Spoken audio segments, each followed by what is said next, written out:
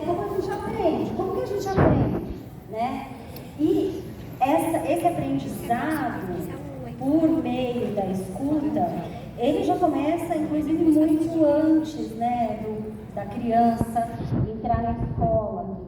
Então, quem nunca se deparou com uma criança reproduzindo algo que ela ouviu e a gente fala assim, meu Deus do céu, da onde essa pessoinha tirou isso, né? Foi assim, por exemplo, que quando meu filho tinha 1 ano e meio e tentando carregar um brinquedo que era quase do tamanho dele, deixou cair 3 vezes. Na quarta ele se pôs a mão na cintura e falou assim, tá merda. Aí foi quando eu me dei conta que eu precisava parar de falar palavrão. Porque o aprendizado, ele acontece muito pela escuta, né? E a gente já sabe, desde o começo, que as habilidades auditivas são desenvolvidas com base em experiências auditivas. Então, aquilo que o professor Eliseu mostrou agora há pouco, né? Sobre como funciona o cérebro de uma criança que tem bastante exposição à leitura, da mesma forma, os exames de neuroimagem mostram muita diferença em crianças que escutam diversas línguas, que têm treinamento musical, né? Dificilmente nós vamos encontrar um transtorno de processamento auditivo em alguém que faz aula de música desde muito pequenininho.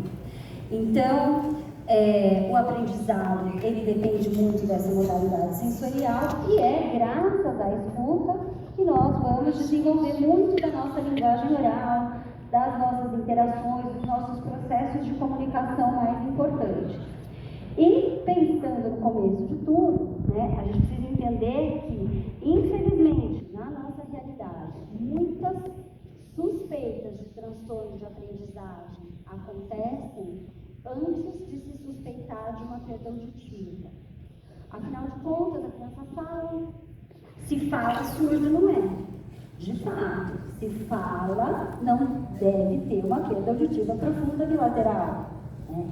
Mas existem outros tipos de dificuldades auditivas, como perdas auditivas unilaterais, perdas auditivas que são flutuantes, naqueles casos muito relacionados com problemas respiratórios, alergias, né? Que a criança vai ficando com aquela efusão de orelha média, perdas que são restritas a algumas frequências, ou perdas auditivas de grau muito leve, que podem passar despercebidas. E muitas vezes esse sujeito ele chega na idade adulta com uma série de dificuldades e frustrações sem sequer, em algum momento da vida, ter feito um exame tão simples que é uma audiometria. Ele já foi várias vezes no oftalmologista, já está com óculos, mas nunca fez um exame auditivo. Eu tenho certeza que muitos de vocês aqui, adultos, nunca fizeram uma audiometria. Muitos já fizeram, mas muitos não fizeram. Quem nunca fez? Levanta a mão. Olha quanta gente nunca examinou a própria audição, né? Então, a gente precisa entender que para existir um transtorno de processamento auditivo, em primeiro lugar, a gente precisa garantir que a acuidade auditiva está satisfatória, né? E descartar qualquer tipo de perda auditiva, porque, obviamente, se houver qualquer tipo de privação sensorial, o desenvolvimento das habilidades auditivas centrais estará prejudicado, né? Mas, por definição, o processamento auditivo se refere a um conjunto de habilidades e mecanismos que são exercidos pelo sistema nervoso central, mas que vão desde a primeira etapa, que é a detecção sonora, lá pelas orelhas, né, até o processo de elaboração da resposta, né, a integração com outras modalidades sensoriais. Por exemplo, olha como a gente usa o nosso processo de escuta para relacionar com o nosso conhecimento, com as nossas áreas associativas, com as nossas funções cognitivas, mesmo em situações muito simples, né? Sempre baseados nas nossas experiências. Por exemplo, se eu disser para vocês a palavra sofá, certamente alguns de vocês pensam, quem pensou no sofá branco? Um preto? Vem uma imagem de um sofá. Um sofá marrom, talvez? Então, muito tem a ver com a nossa experiência prévia, né? Com aquele significado que a gente foi atribuindo. Então, é uma função que é uma função de ordem superior, mas que também está integrada às demais funções cognitivas, como atenção, memória, linguagem, funções executivas. Por que é tão essencial a comunicação, sobretudo a comunicação oral? Mas a gente vê também que é essencial a comunicação escrita, uma vez que nada se desenvolve, muito pouco se desenvolve da leitura sem uma associação auditiva.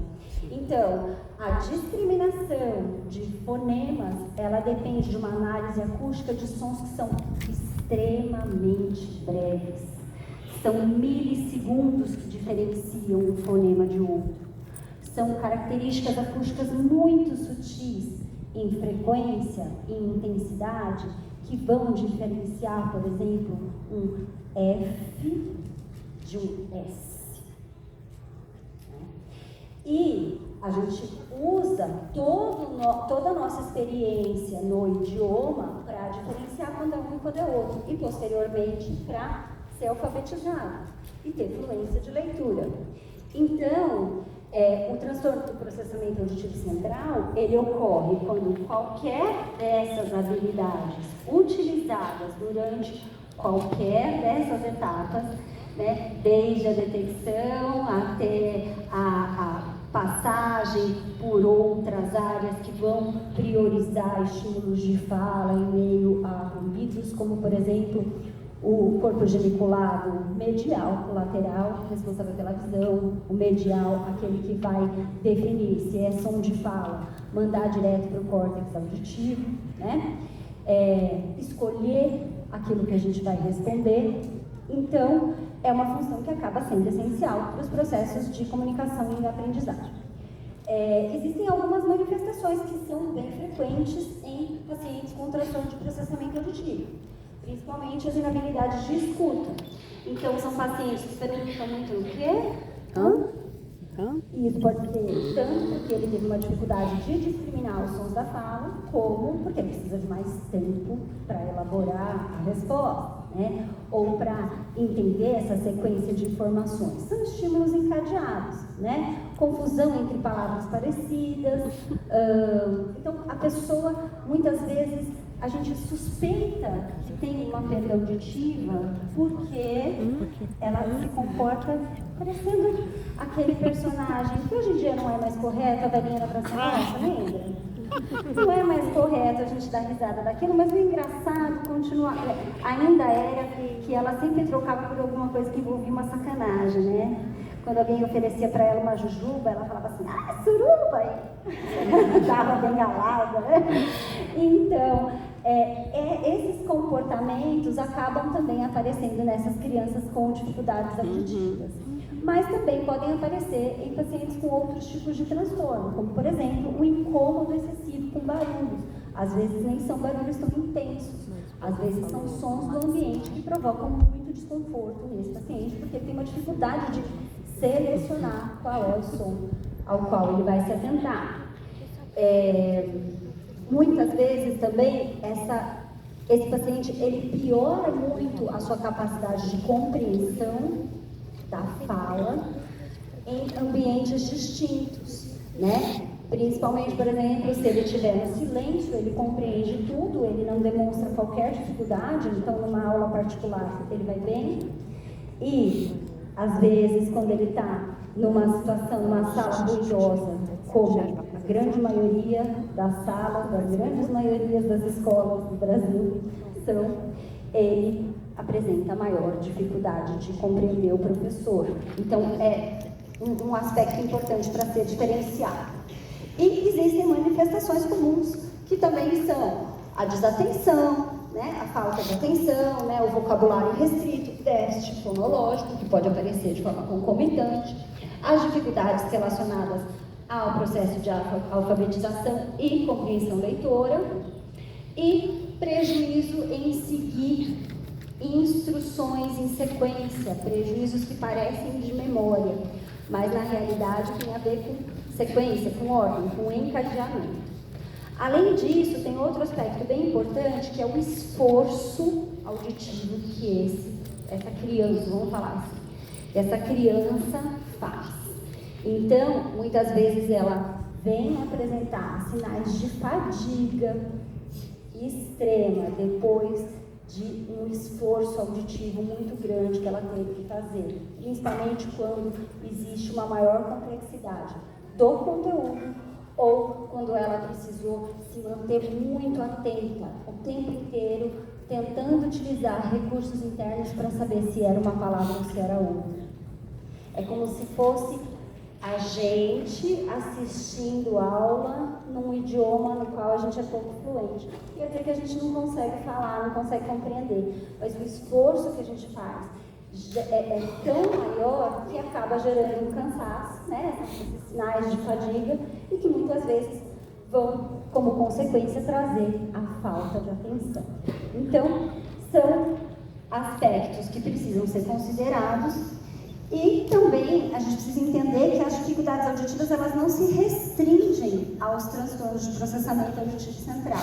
Elas também foram descritas por muitos autores que estudaram crianças com TDAH, crianças com transtornos de desenvolvimento de linguagem, transtorno específico de aprendizagem, com espectro autista e déficit de processamento visual. Então, não é por acaso, essa equipe da ABD é fantástica, que colocou processamento visual e auditivo tão juntinhos, né? Já vou contar um pouquinho mais para vocês.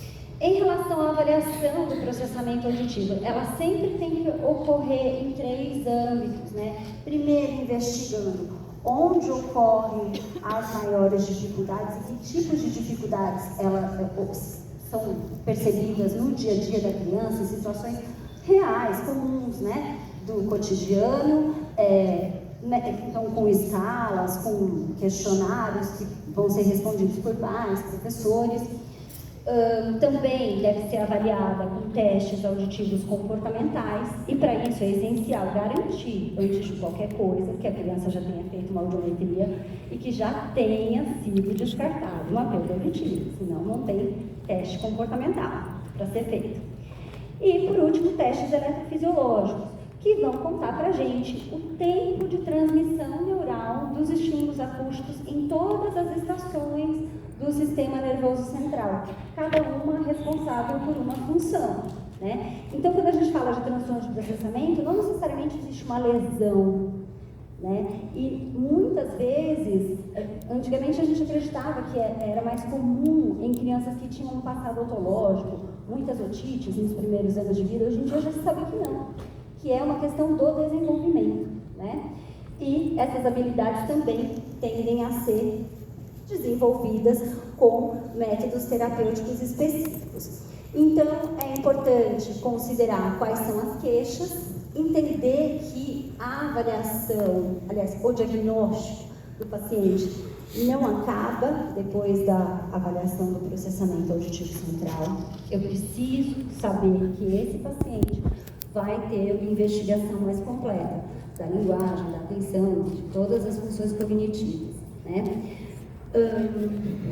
E na avaliação comportamental, vou só contar um pouquinho para vocês, bem superficialmente, porque a gente tem pouco tempo, lógico, né? Mas também porque está fora do escopo de muita gente que está aqui, mas é importante a gente ter uma ideia de como ela é feita. Então, existem algumas categorias de testes que são aplicados. Geralmente, a avaliação, ela conta com estímulos que são complexos. Diferente da audiometria, que o sujeito escuta e sinaliza que escutou, ou escuta uma palavra e repete, mostrando que ele reconheceu essa palavra numa condição audível ideal.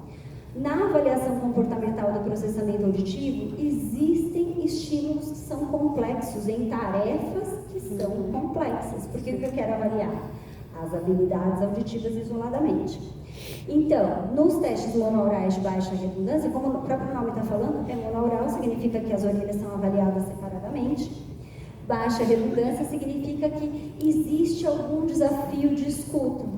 Por exemplo, ou esse sinal de fala vai se mostrar distorcido, ou ele vai aparecer em meio a outros sons competitivos, e o que eu quero avaliar a forma como esse indivíduo reconhece, discrimina, primeiramente, os sons de fala e reconhece, né? Então, até mesmo quando essa redundância, essa clareza do sinal de fala está prejudicada, a gente usa recursos internos para chegar na informação correta. Por exemplo, se a gente ficou na dúvida, quando uma pessoa falou assim, hoje está calor, vamos abrir a anela. Faltou um fonema. Uma pessoa que utiliza bons recursos internos faz o fechamento e vai entender, pelo contexto. Bem, se está calor, se ela quer abrir alguma coisa, vai ser a panela, vai ser a janela, né? Com isso, a gente vai ver que a capacidade desse indivíduo de discriminar, mesmo quando alguns sinais de fala estão distorcidos, ou a gente tira uma informação, seja da frequência, ou da intensidade, ou da duração. Porque frequência, intensidade e duração são as informações que são analisadas para discriminar cada fonema de qualquer idioma. Certo? Muito bem. Outra categoria de testes são os testes de interação binaural, que são os testes que apresentam estímulos sonoros para os dois ouvidos e que o paciente ele precisa integrar isso como um único evento, né? Fazer uma interação. Acontece ainda no nível do tronco encefálico. É muito baixo, muito precoce, antes de tomar consciência. Por exemplo, com o desenvolvimento, né? Acho que eu passei? Não passei. Com o desenvolvimento do tronco encefálico, um bebezinho ainda por volta de 5, 6 meses, já é capaz de procurar por um som do lado direito ou do lado esquerdo, simplesmente porque no tronco encefálico houve uma comparação da informação que chegou a cada uma das orelhas e ele vai procurar por aquela que recebeu primeiro e que recebeu o estímulo mais forte. Então, esse é um exemplo de uma habilidade de interação binaural. Também a interação binaural é o que permite a gente selecionar o que vai prestar atenção, priorizar um determinado tipo de estímulo em meio a outros, facilitando a compreensão da fala no ruído. Outra categoria, os testes de escuta dicótica, são os testes que envolvem a apresentação de estímulos simultâneos e muito semelhantes do ponto de vista acústico, porém são diferentes, são informações diferentes apresentadas para cada orelha. Então, esses testes, eles partem dos princípios de que todos nós, ouvintes, somos capazes de identificar, de ouvir, escutar duas pessoas falando ao mesmo tempo. E muitas vezes, selecionar a qual delas vamos prestar atenção. Muitos de vocês que já estavam aqui no comecinho da aula, outros foram chegando. Os que foram chegando foram fazendo ruído, foram fazendo barulho, certo? Mas quem já estava aqui se atentando ao som da fala, da palestrante, já estava inibindo, né, a percepção desses sons do ambiente para focar naquilo que a gente seleciona. Então, esses testes de escuta dicótica, eles são muito importantes. E existem dois tipos de processamento que são avaliados na escuta dicótica. O primeiro deles é um processamento que a gente chama de automático, é bottom-up. É simplesmente o sujeito escutar uma coisa em cada orelha ao mesmo tempo e repetir as duas coisas, sem necessariamente diferenciar o que veio do lado direito, o que veio do lado esquerdo, se tem sentido entre si, se não tem. Essa tarefa a gente chama de integração binaural, como, por exemplo, o paciente escutar o número 4 ao mesmo tempo que ele escuta o número 5, o número 7 ao mesmo tempo que ele escuta o número 8 e repetir os 4 números, não importa a ordem. Essa é uma tarefa de integração binaural. E existem as tarefas de separação binaural, né? Que são as tarefas que envolvem a escuta dirigida. E para isso, este paciente precisa ter uma capacidade de atenção auditiva focada e sustentada. Então, geralmente, ocorre com uma tarefa que é dada a esse sujeito, no sentido de, você vai me responder, você vai continuar. Tem criança que fala assim, tia, mas ainda está saindo aqui. Você fala assim, sim, eu sei, mas você vai me contar só o que está nesse ouvido.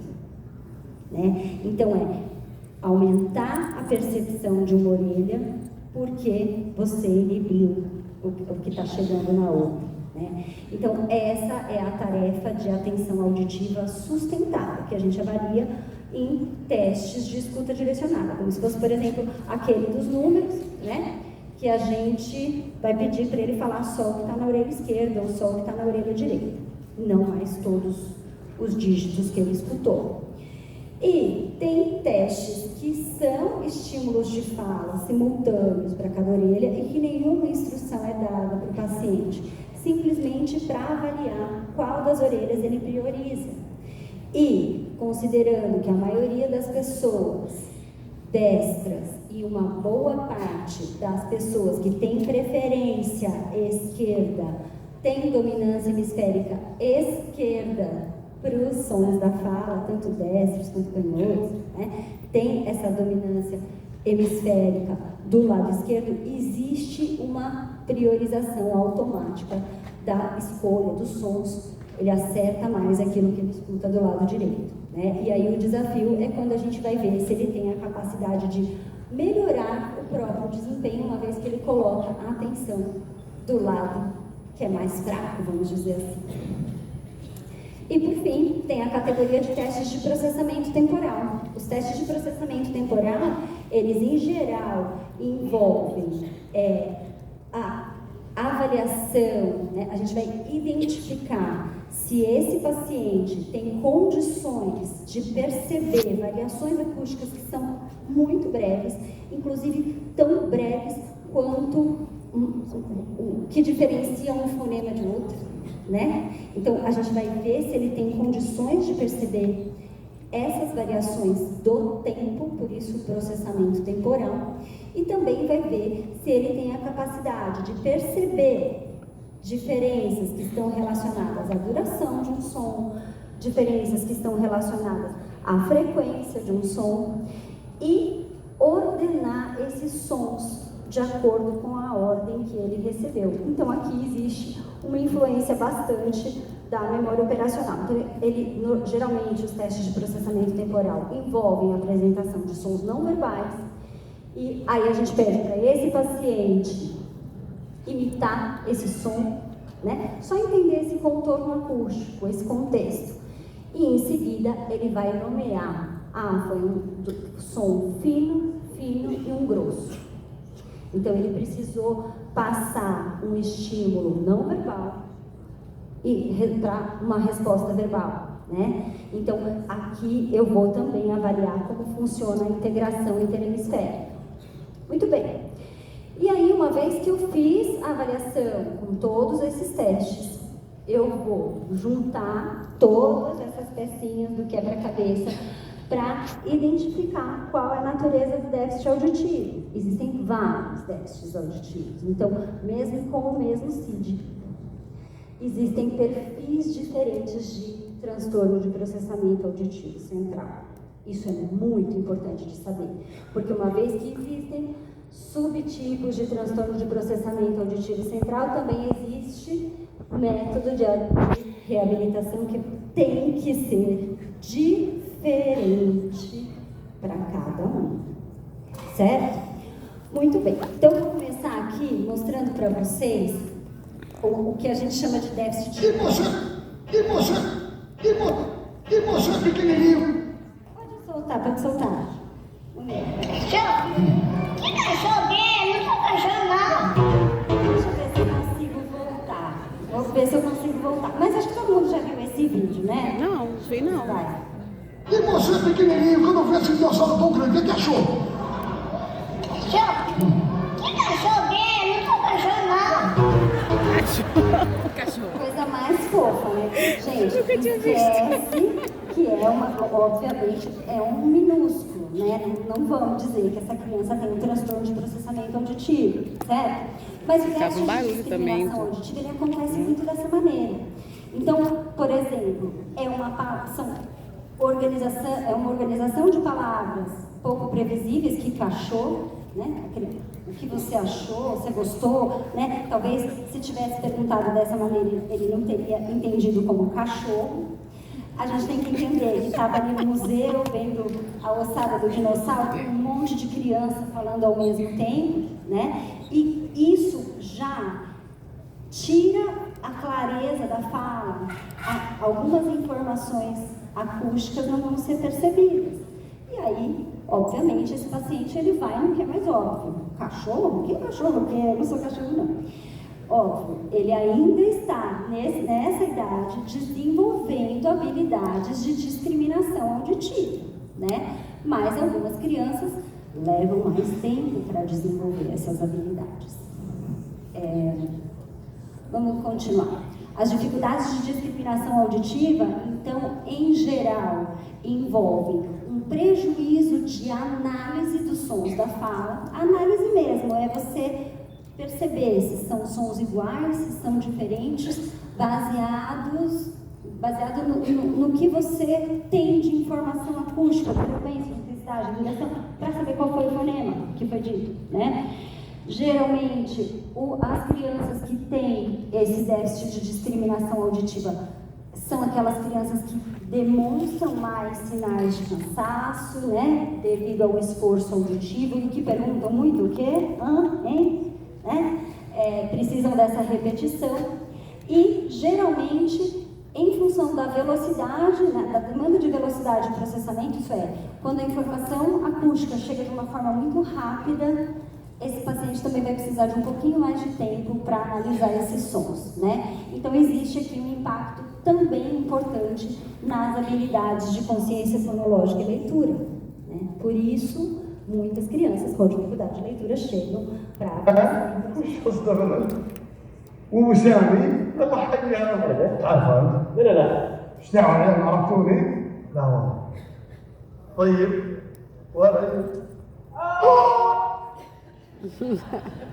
Alguém entendeu exatamente o que eles falaram? Não. Não. A gente não entende, né? Eu, pelo menos, entendi nadinha.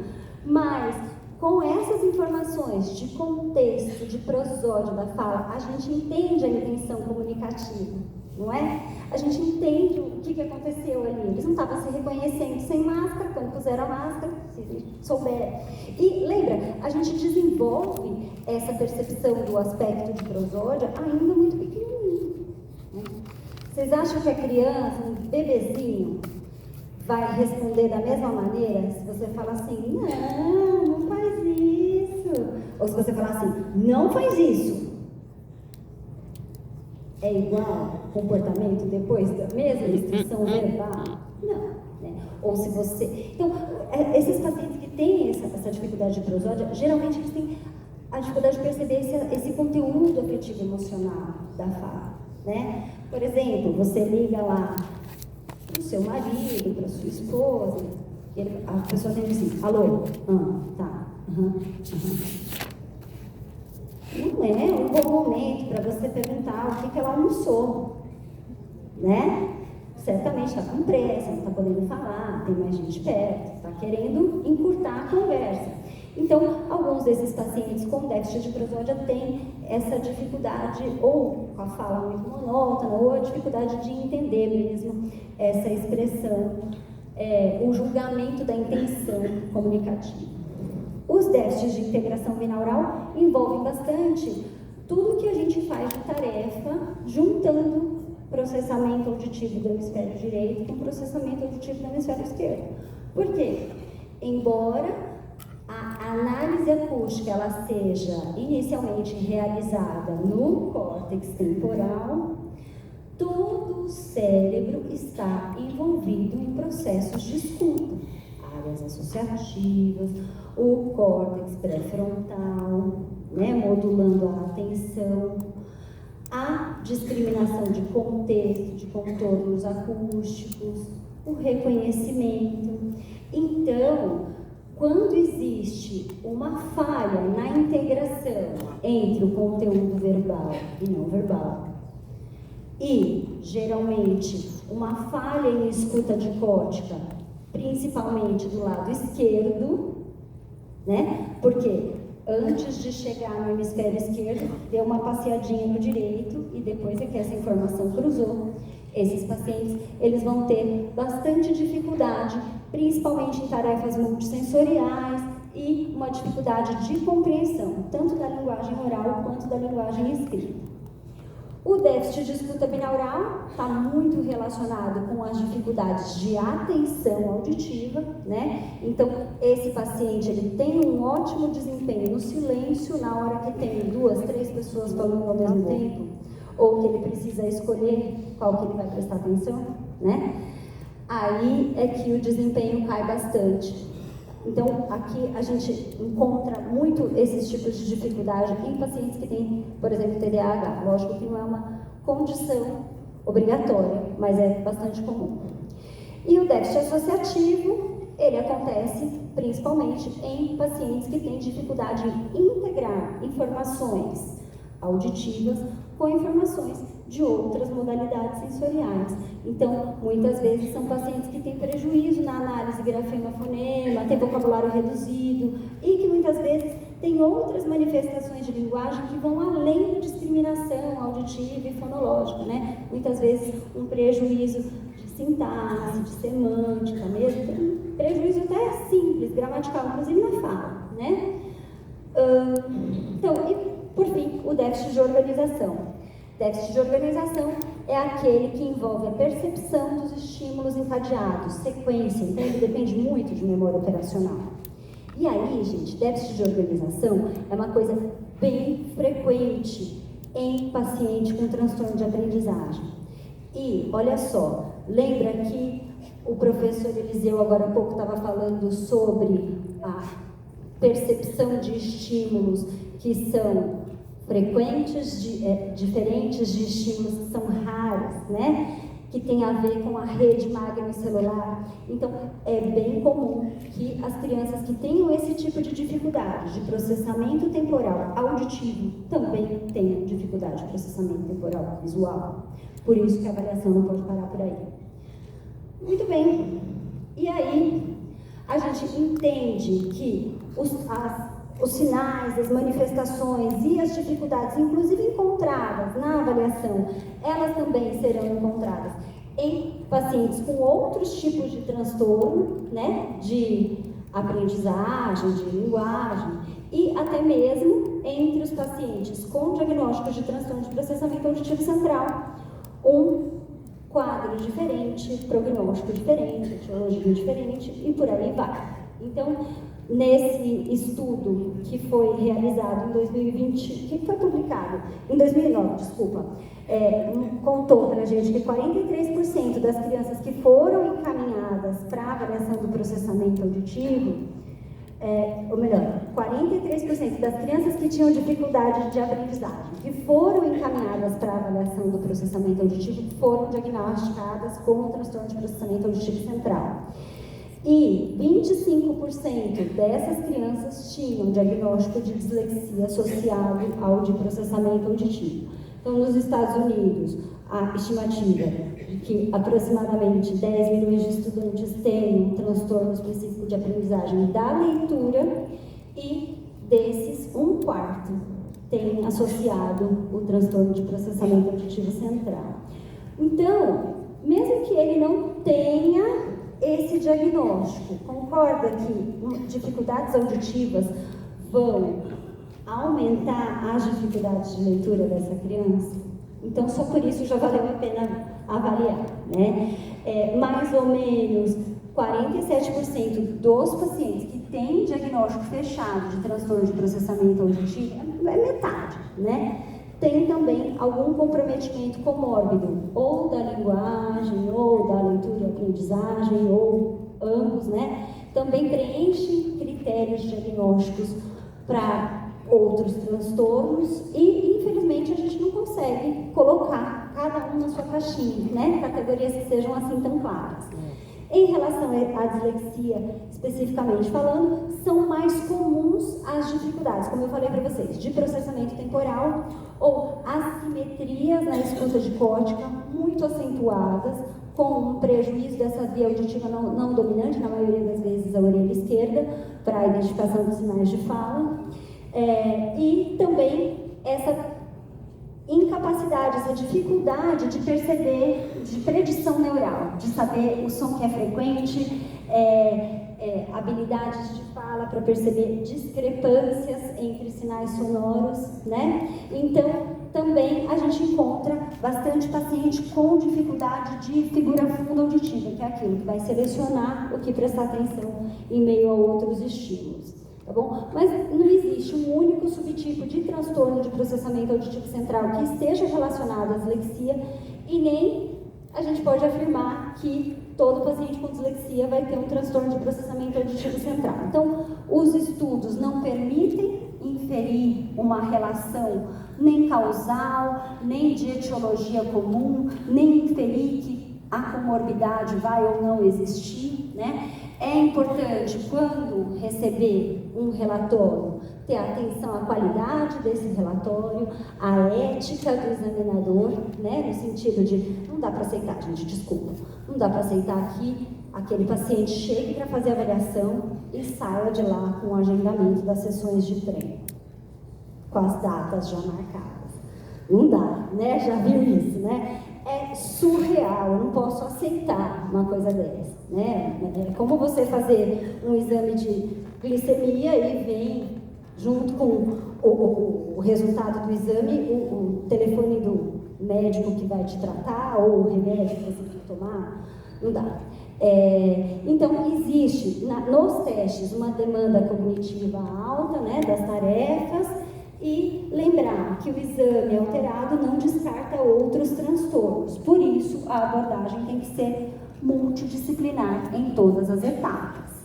E aí, para finalizar, a gente precisa entender que essas dificuldades auditivas, elas podem ser decorrentes desses problemas de outras funções cognitivas ou podem acentuar as dificuldades em outras funções cognitivas, porque o cérebro trabalha como um todo. Então, também tem que fazer parte da reabilitação. Mas não tem milagre, gente. Não adianta olhar no Instagram uma fonoaudióloga dizendo que vamos tratar desse jeito, esse programa é maravilhoso, é perfeito para todo mundo, porque não vai ser. Inclusive, já se sabe, né, que a atuação no processo de reabilitação auditiva tem que envolver modificações ambientais, estratégias compensatórias, né, no sentido de facilitar os processos de escuta desse paciente no dia a dia dele e tratamento para o déficit específico, que vai ser diferente para cada paciente. Então, essas considerações precisam ser feitas. Primeiro, de que um treinamento auditivo... Gente, cabine. Meu filho fez cabine. Você fala assim, que bom, ele é marceneiro, você faz mesa também? Isso é uma coisa que era utilizada nos anos 90, na época da internet de escada, quando não tinham outros recursos tecnológicos muito diferentes dos que existem hoje, né? Então, e mesmo assim, mesmo com um treino puramente auditivo, isso não vai ser adequado para as necessidades específicas dessa criança no dia a dia dela, né? Então, eu preciso avaliar qual é o impacto dessas dificuldades auditivas nos demais processos, precisa fazer uma adequação daquelas dificuldades no dia a dia, ele precisa generalizar essas habilidades que foram adquiridas, esses ganhos terapêuticos que ele teve, senão ele volta depois de 2, 3 anos com as mesmas queixas, né?